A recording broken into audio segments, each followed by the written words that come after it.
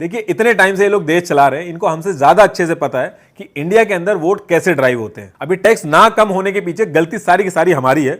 India में जो free में चीज मिलने का क्रेज है बहुत ही ज्यादा है। आपको बहुत अच्छे से याद होगा, अभी भी अगर आपसे मैं पूछूं कि किस गवर्नमेंट ने फ्री में बिजली दी है, किस गवर्नमेंट ने लैपटॉप दिए हैं, गैस सब्सिडी में दी है, किसने लोन माफ किए, बहुत अच्छे से आपको पता होगा। क्या आपको यह पता है कि किस स्टेट ने वैट के टैक्स माफ कर दिए ताकि पेट्रोल के प्राइस डाउन रहे और इन्फ्लेशन ना बढ़े? अब मैं स्टेट का नाम नहीं लूंगा वरना किसी ना किसी पॉलिटिकल ग्रुप में बांट दिया जाऊंगा, लेकिन एक गूगल सर्च से आपको पता चल जाएगा। अब एक चीज ध्यान से देखिएगा, मान लीजिए आपके घर का जो बिजली का बिल है वो 100 रुपए आ रहा है।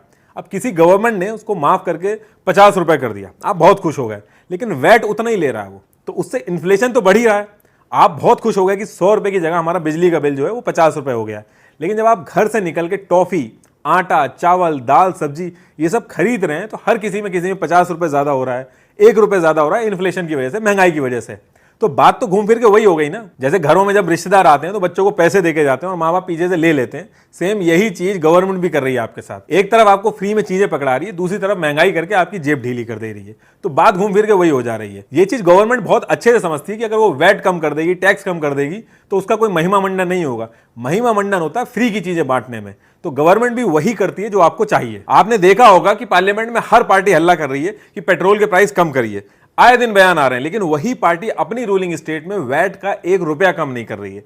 100 रुपए के पेट्रोल में लगभग 70% का टैक्स लगा दे रहे हैं। देखिए पॉइंट ये नहीं है कि गवर्नमेंट को रेवेन्यू जनरेट नहीं करना चाहिए, पॉइंट ये है कि एक तरफ आप जरूरत से ज्यादा टैक्स इंपोज कर रहे हो, पेट्रोल के प्राइसेस आसमान छू रहे हैं, और वहीं सेम टाइम पे आप वोटर्स को फ्री में चीजें बांट रहे हो। लैपटॉप मिलने से कुछ नहीं होगा, जॉब मिलने से होगा, लोन माफ करने से कुछ नहीं होगा, इन्फ्लेशन कंट्रोल करने से होगा। हमारे देश का रिकॉर्ड है कि फ्री की चीजें जिसको भी मिली हैं उसका कभी भला नहीं हुआ है। आप सोच के देखिए, नेता सबसे ज्यादा फ्री की चीजें किस सेक्टर में देते होंगे?